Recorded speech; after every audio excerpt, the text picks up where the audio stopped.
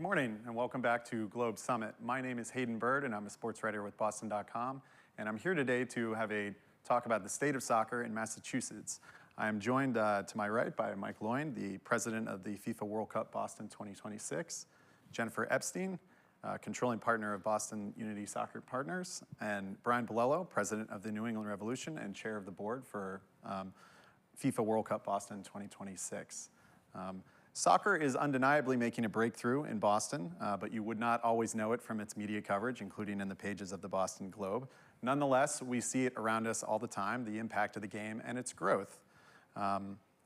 Soccer is here and it's not going away. So I wanted to start actually with Mike, just in terms of the history. Obviously, Boston and Foxborough Stadium hosted a Men's World Cup in 1994, and now it's coming back to Gillette Stadium in 2026. And so I was wondering if you could talk about kind of the growth of the World Cup in that time and just kind of what it will mean for Boston in 2026. Sure. So I was there in '94 working. It was my first international event, and it spurred a career that's still going on.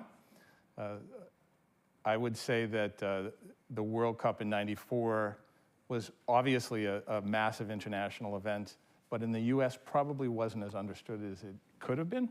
And now the scope and scale of the event, as well as the fact that spectators are now have grown up playing soccer, watching soccer, it just puts a different context on the event. So that combination of this massive growth of the World Cup as a global event and this a change in the sort of perspective of the viewers locally really puts a different spin on a World Cup. So for us now, what we're faced with, and we're a small nonprofit organization that's tasked with organizing the World Cup here in Boston, the scale is just extraordinary. So we see approximately $1.1 billion in economic benefit to the community. We see roughly $80 million in unearned publicity. So we will have, the tournament itself will have 7 matches here, 108 across the country. We'll have 39 days of tournament that will be followed or paralleled to a fan festival, public viewing areas, regional celebrations, as well as just what will happen in everyone's home and the restaurants, local pubs. It's going to be an extraordinary event and really a catalyst for participation and appreciation for the sport. For sure. And to speak to it on a more local level, and especially the development of the game over the last couple of decades, obviously, Brian, your role, not just with the 1994 World Cup, I know you were a volunteer, I think is my understanding for that, but then also MLS starts 2 years later, and obviously you've been centrally involved with the Revolution in that time. And so I wonder if you could kind of speak to the growth of the game locally around here since 1994. Sure. Soccer is a sport that has always been more popular than I think most people give it credit for, because it wasn't a mainstream sport back in '94. It certainly is today. And what you saw with the World Cup in '94 is we went from about 60 million soccer fans in the United States before the World Cup in '94 to 80 million after the World Cup. So you're talking about a 33% growth in just soccer fandom in the United States due to the '94 World Cup. And I think when you fast forward to where we are today, we have roughly, a little over 100 million soccer fans in the United States today. And we're anticipating that's going to be in excess of 140 million soccer fans after the '26 World Cup. So, roughly half the country is going to be a soccer fan of some kind, whether it's the men's game, the women's game, both, club soccer, professional soccer, national team soccer. But the sport itself has grown tremendously. It has really become a mainstream sport. I think that's pretty clear when you look at the numbers and what's happening with all the leagues. If you look at MLS, we didn't exist in '94. So I grew up, I'm 49 years old. I love the sport, I always played the sport, but I grew up without a league when I was playing soccer in my youth and high school days. So just having a league like MLS has done a tremendous amount of growth for the sport, I think, and what we've done with our national team. And so, if you look at MLS back in '96, we had about 4.5 million fans of MLS. Fast forward today, we have about 45 million fans for MLS. and we expect that number to be in excess of 60 million fans coming out of this 26 World Cup. So, if you just look at what 94 did to us and what 26 is going to be able to do for us, it's amazing for the sport, pretty much across the board. Yeah, and speaking of 2026, Jennifer, to bring you in the conversation, that will be the year that the NWSL Boston expansion team takes the field that you were a part of the ownership group of. I guess just, what did it mean? What did you see in Boston and the potential here in a soccer market, in a women's sports market that led you to believe that you could put something like this together? Well, before I circle into that question, since we're talking about 1994, I'd also like to call out 1999, where U.S. hosted and won the Women's World Cup, and we have that iconic Brandi Chastain moment where I really think helped inspire female athletes across our country and really change the way we view women's sports. But yes, 2026 is going to be a big year all around. We're really excited that Boston is a host city for the World Cup, and that will be the year that we bring women's professional soccer back to our city of champions. And when we set out on this process to put in a bid and secure the franchise for Boston, we did some initial market research, and what we found, in our city of champions, we have these iconic legacy men's team, but there has been a noticeable gap in the women's sports scene. Super excited about the Boston Fleet and the Renegades, but there is a hunger in our area for a women's pro team competing at the same level and caliber as the men's teams. And our data showed that in Boston there is an above average interest in soccer.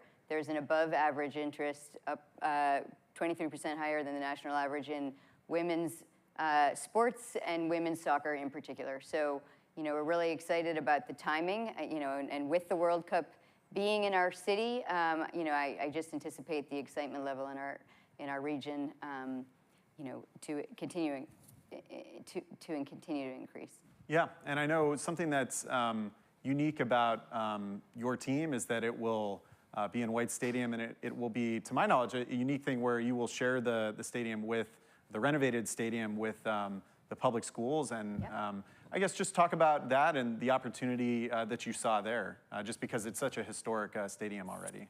When me and my partners thought about bringing this team to Boston, we thought about how our team could have impact well beyond our 20 or so, home game days. We wanted this team to have impact 365 days of the year. And, again, to enter into this sports scene that already exists here, we understand the value of building this team within the fabric of our community. And this first of its kind model in professional sports, this public-private community partnership to revitalize a cherished community asset and usher it into its next chapter for the next generation of Boston's youth and the community that lives around the stadium, to have a role in that.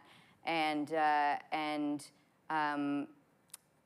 we're just really thrilled to bring this team into the heart of the city and to do it in this way. With again, it's first of its kind model. The students of the Boston Public Schools will have an opportunity to play in a professional grade, top tier stadium, and the hours. So the programming hours for the students of Boston Public Schools will more than triple. And the community's access to this revitalized stadium also will greatly expand. So, it just seems it's a real win-win all around. It's going to be a phenomenal experience for our athletes to be playing in the heart of the city in this location. And, the relationship that mentorship and just the synergy between having this women's pro team there and the connection to the students, Boston's youth, we're thrilled and very excited for it. Yeah. Along the lines of stadiums locally, obviously I know that has been a preoccupation of the Kraft family for decades, I guess, but more specifically for the Revolution for a while. And I know that that is a goal of the club. I guess it's my understanding that if that would happen, it would be paid for privately. And I understand obviously that's a significant investment. So I guess, Brian, what do you see in Like, why would the club want to do that when you obviously already have a home at Gillette? But why is it important for you to get into, I guess, the Boston area? Yeah, I think if you look at MLS and where they exist in a number of our cities, they are in the heart of the downtown areas of a lot of these cities. And I think the biggest thing that does for you is it's a relevance game, right? It's an issue of being present as part of the heartbeat of the city and the heartbeat of the state. And really, Boston is the heartbeat of Massachusetts, right? So, for us to really get that next level of relevancy, we think we need to be close to Boston in that urban core. It also unlocks another type of fan for us, the fan that wants to come on public transportation, that needs to come on public transportation, and certainly here in Massachusetts, being in Boston would be critical to that, in that urban hub of the city. So, for us, it's something that's really, really important. It's interesting when a lot of people look at us now, because if you look at our attendance levels, we're going to average 28,000 people a game this year in Foxborough. So, we're drawing great crowds in Foxborough, and that's been fun and exciting for us. But I think we want to take the game beyond just the people that are coming to the stadium. So even though if we built a new stadium, the size of that stadium would be smaller than our current attendance levels. So a lot of people are asking, well, why would you do that? But I think we're talking about all the people that are watching on TV, engaging in the sport beyond just the people in the stadium. And as Jennifer talked about with her team, we want to continue to make our footprint larger than just the people that are at the games. You want to be everyday relevant. So we are super relevant to a lot of people. We are really important to a lot of people. But I think the next stage, for soccer in this country, men and women, is to become more of a mainstream sport and not just a sport. So yeah, it's great that we're going to have 140 million soccer fans, and that's incredible. But they're also fans of other sports too, and many fans are fans of basketball and soccer and football and baseball. And we want to become more relevant, more interesting to the mainstream sports landscape. And I think being in the core of urban Boston and this area is critical to that. Yeah, and I know there's a lot of optimism, but also there are certainly challenges that you all face. And for Brian, I know in particular with the stadium, just as a follow-up on that, I know that there have been efforts there before, and I know there's currently an ongoing effort. It's my understanding that there will be a special session of the Mass Legislature to consider a much larger bill in which there is a provision that pertains to the current stadium bid. I guess, what do you think of the challenges in terms of that? I know that it extends beyond soccer. I think the last open-air professional sports stadium built in Boston was possibly Fenway or possibly Braves Field, and so that's either way over 100 years ago. So it's a steep challenge, but I know, as you said, it seems worth it. So I guess, what do you say to people who say, well, that'll never happen, or they've become, I guess, pessimistic on that? Yeah, Boston's tricky. I mean, Boston is a land-constrained city. So, and the other thing with Boston is, if you look at many major cities in the United States and you draw the geographical outline, I think that's like 10 cities, independent municipalities, right, that have their own decision-making government, et cetera, et cetera. So it's not extremely centralized, the urban area of Boston, like many cities are. So if you take like a Houston, gosh, that might be 40 cities and towns geographically compared to where we are here. So it definitely makes an area of difficulty for that. And look, we're an area that's land constrained, and so there isn't large chunks of land readily available for development that are either on the market available or can be made available. You don't have to take something away. That's a major benefit to the community, right? So I think for us, the challenge has always been, can we find a site that A, is big enough for what we need to be able to do? And it's not massive, it's not like Gillette Stadium, but it's still, a soccer pitch has its dimensions. You can't change the size of the pitch. So the shape of the stadium is pretty much predetermined. The size of the stadium is pretty much predetermined. So can we find a parcel of land that, could benefit from this? Can we find an urban area that would really benefit economically by having a stadium here? And can we be a catalyst for greater growth beyond just, us and the game days? And so we're hopeful that we found that site. There's still a lot of work to do. I mean, you sound very optimistic, which is good to hear.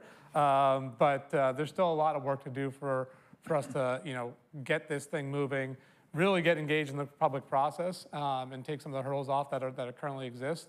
And we're really excited about the prospect of being able to do that. Yeah, Mike, just to bring it back to you for a second, I know that something that's unique about Boston and the World Cup is obviously, my friends who are soccer fans locally will, of course, point out the fact that though it is Boston 2026, the games will be played at Gillette and Foxborough. I don't know if there was like a Walpole guy in FIFA who just didn't want Foxborough on the branding, but obviously I can assume that, for obvious reasons, perhaps it was better to go with Boston. But just, do you view that as a challenge? Do you view that as an opportunity? I guess, how do you feel about the dynamic there?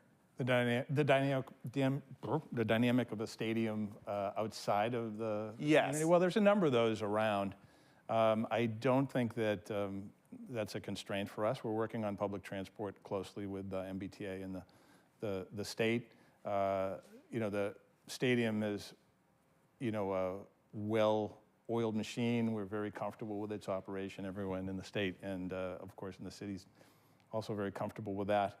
So we don't see that as a constraint, and to some extent, it takes it out of the center of the city, and that sort of intensity of operation will be in the Foxborough area, and that leaves us with building a celebration in the city of Boston, and although it is Boston 26, to your point, I mean it's really a more regional celebration, and that's how we see it.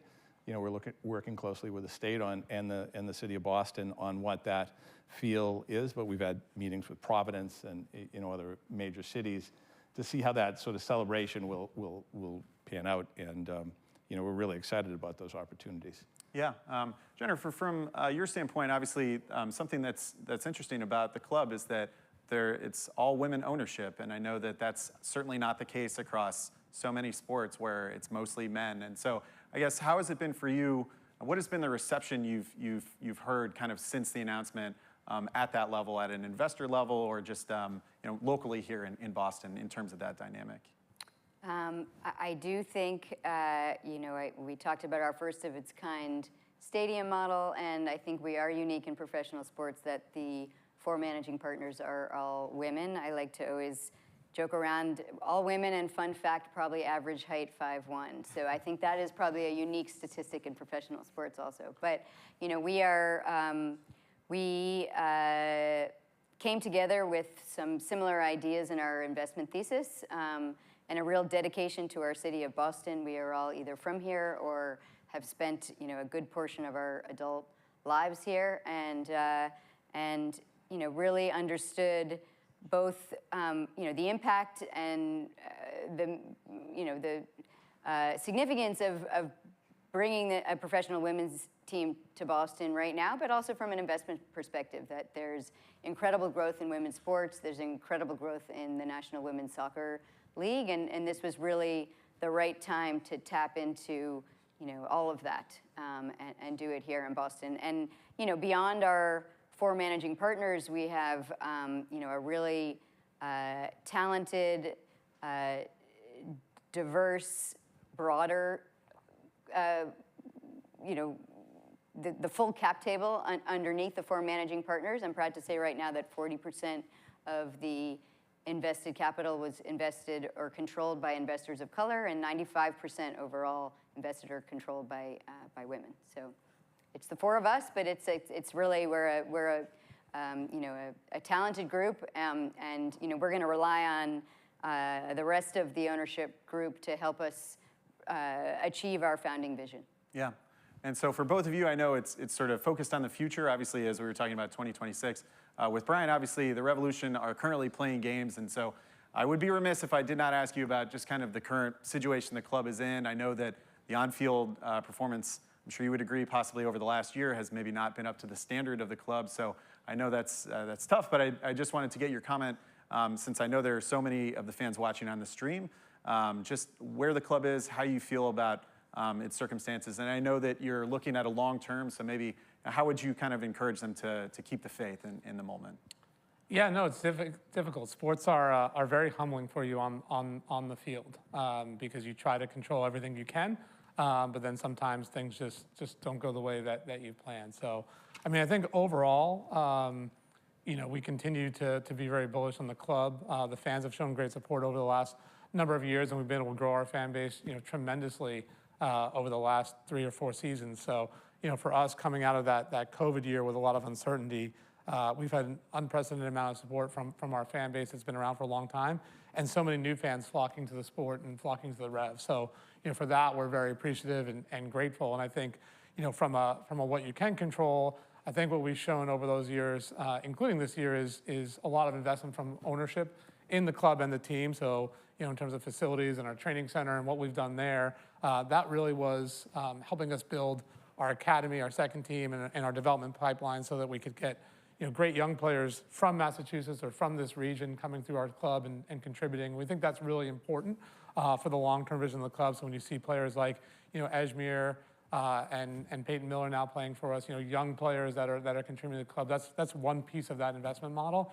The other piece is actually the players itself. And while we aren't where we want to be in the standings, we're still very bullish on the club going forward. We had our biggest transfer window ever this summer. We bought our most expensive player ever this summer in Luca Langoni from Boca Juniors. So there's certainly still a commitment from the club to put money into the team and try and improve the performance. And I think with Caleb, similarly, like we haven't won an MLS Cup. We've been to 5 and haven't been able to get over the hump. So we did that coaching search. Caleb's one of the very few coaches that have won 2 championships with 2 different clubs. So that was a big factor in bringing him in here. And certainly we're still working to get the team in a place where he wants it to be, the types of players he wants. We made a lot of moves both in and out this summer. And we'll certainly be looking to make improvements with the club in this next winter transfer window. And I think over these last few games, we're looking for is, there's a chance to make the playoffs, and we're certainly going to throw everything we can at that. We've got 2 home games, and our players and staff, recognize the importance of that to our fans and make sure we show that. But I think it's also giving them some idea of what's the direction going into next season, and are summer signings starting to get more acclimated with the club and play sort of more cohesive. Those guys haven't necessarily been able to play 90 minutes yet just because coming in from other leagues, they're not fully fit at the part of the season. I think that's the unfortunate part of our summer window is not really a mid-season window. It's kind of the last quarter of the season window. So That's been a little tricky as well. But, we're going to try and show fans, what to expect a little bit going next year, and obviously hope to start with a lot of momentum in 26 and 25. Yeah. It's interesting you mentioned the academy, and obviously we both know, that's had tremendous impact on the club and now, on the clubs that those players are going out to as well. And so I wanted to mention that with Jennifer. I know that, with the partnership with public schools, and there are going to be students there alongside professional athletes, how much of have you thought about, the club maybe having its own academy or its attempt to try to connect those things in order to try to develop talent, locally? Certainly, we really believe in youth development and, the pipeline. And actually, very early on, I want to thank Brian for inviting us to the Revs training facility and speaking to us about, first of all, seeing the phenomenal campus that you have out there. And you talked to us about your academy. And we're thinking a lot about that. We are right now, we are not only renovating White Stadium, we're going to be building our own training facility. So we are in the process of evaluating sites and narrowing them down. And one of the main considerations, of course, is when you think about land costs and the size of what we want to build is how we might incorporate academy and youth development into our planning. So it is very much top of mind. And either way, again, the synergy between our players and the students of the Boston Public Schools, since we are sharing a home pitch, no matter what our academy plans are, we will make sure that we have mentorship and internship programs for the students, and really build that relationship for the years to come. For sure. So a question for Mike and for Brian together possibly is just kind of, with the bidding process for stadiums locally for the World Cup, because of course it's across 3 countries. I'm sure it was very competitive. I guess, how was it that you guys were able to, what did they see in Boston, in terms of a market or in terms of soccer and sort of the history of hosting tournaments? What was it that kind of you think brought FIFA here again? May as well answer first, because Mike kind of came in a little bit after that, but I think Mike can probably speak to the attractiveness of Boston as a city and our infrastructure that we have in place already. But I would say there's a few things. One, we talked about the history of soccer and the soccer culture of this region was really important. So one of the first soccer club in the United States was actually here in Boston and played here. There's a rich tradition of immigration into this region from soccer-loving countries. And so, you have that culture from a very early age. When soccer wasn't very popular in the United States, there were some really good, I'll call them professional or semi-professional teams amateur teams here out of the greater Boston, Massachusetts region. We talked about being one of the few sites in the world that will be, if chosen, would be hosting its 4th FIFA World Cup. So we've hosted the men's 94, but we've also hosted 2 women's World Cups here in Massachusetts, down in Foxborough. So for us, this is our 4th FIFA World Cup, and I think that was something really important to us to say that the culture of soccer in this region and the opportunity to say, 4 World Cups on one site was something that we really highlighted. And then, after that, just the idea of Boston, its proximity to many countries, the great infrastructure we have. I mean, I guess I'll pass it to Mike on that side, but we certainly want to talk about the history and the soccer culture here, the soccer culture on that site, the fact that we're an original MLS team, that we have a stadium that was designed for soccer, so our pitch is really big. We don't really have to remove many seats at all compared to some other venues that are more sort of American football styled. We really have a soccer building already, and there are very few actually NFL-sized buildings that are as equipped to sort of be a soccer venue as Gillette Stadium is. And I think that's because of the Kraft family and their association with the sport. But then beyond that, Boston, I think Mike can talk to, has a lot of great attributes. Sure. Boston, first off, Gillette Stadium, as Brian mentioned, is a fantastic stadium for soccer. Not many temporary modifications required, where some of the newer built stadiums do have some substantial changes required. The Rev site is going to provide hopefully some great training facilities as well. We have a couple of good locations for potential base camps. And then the overall infrastructure, operational infrastructure, the security apparatus, the transport apparatus, the location of the airports, everything really lends itself. The hospitality industry and the hotels, number of rooms, and the cohesiveness of both sort of Boston and the surrounding areas. I've been in a number of bid evaluation teams and a number of bid teams over the years, and really it would be very easy to pick Boston as a destination. Yeah, and so I guess kind of in closing here, I just wanted to touch on, with at least 2 of you anyway, and just kind of next steps. As we were saying, it's sort of future focused at this point. Jennifer, I guess we could start with you, just kind of where you guys are and kind of what you guys are doing in your day-to-day now as you're looking forward. I mean, we have a lot to do in our day-to-day. There's More a than lot 2 going minutes on. probably, There's a lot going on. We are very excited that, in the near future, we are going to announce our team name and brand. So I'm sure Boston will be excited to know that we are not NWSL Boston for all that much longer. We've worked really hard on that. We are also, we've already talked about renovating the stadium and thinking about our practice facility, but we are staffing up. And so we are in the process of hiring top roles on both the business side and the sporting side to then, build out the whole team. Yeah,